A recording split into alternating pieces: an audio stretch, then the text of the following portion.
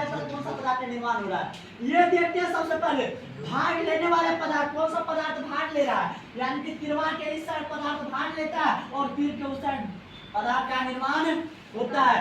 तीर ये दिखाता है कि किधर अभिक्रिया हो रहा है, यानी कि कौन सा पदार्थ अभिक्रिया में भाग ले रहा है और कौन सा पदार्थ का निर्माण हो रहा है। सबसे पहला ये सूत्र प्राप्त। दूसरा, अभिकारक और उत्पाद में परमाणु संख्या पता लगना, और उत्पाद की ओर परमाणु संख्या और अभिकारक की ओर परमाणु संख्या का पता लगता है। तीसरा, यह अभिकारक और प्रतिफल के संकेत सूत्रों की जानकारी देता है। ये हमें जो है अभिकारक और प्रतिफल का संकेत और सूत्र का जानकारी देता है। तो ये समीकरण संतुलित करते क्यों है, आखिर हमने समीकरण को संतुलित किया, असंतुलित था, बहुत गड़बड़ हो रहा था, तो समीकरण को हमने क्या किया, संतुलित किया। क्या किया, संतुलित किया। तो आगे हम समीकरण को संतुलित करते क्यों है, तो ध्यान दीजिएगा क्यों है उस चीज को हम ध्यान लेते हैं। समीकरण संतुलित करना की आवश्यक है।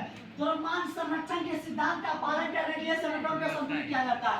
अब ये द्रव्यमान संरक्षण सिद्धांत होता क्या चीज है, हमने तो ये पढ़ लिया कि द्रव्यमान संरक्षण के सिद्धांत के लिए समीकरण को संतुलित करना क्या है, आवश्यक है। अब ये सूत्र होता है क्या चीज, द्रव्यमान संरक्षण का सिद्धांत। तो समझिए द्रव्यमान संरक्षण का सिद्धांत क्या होता है। इस सिद्धांत के अनुसार रासायनिक क्रिया के दौरान न तो द्रव्यमान का निर्माण होता है, न तो नयिका द्रव्यमान का निर्माण होगा, और न ही जो द्रव्यमान है उसका विनाश होगा। यही क्या द्रव्यमान संरक्षण का सिद्धांत है।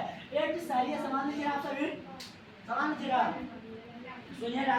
तुम पूछते हो मुझसे डिग्री मेरी, तो तुम पूछते हो मुझसे डिग्री मेरी डिग्री तो मेरे स्टूडेंट ही है, और इतने कम उम्र में इतने सारे स्टूडेंट को पढ़ा चुके, तुम्हारी फर्जी डिग्री तो अच्छे ही है।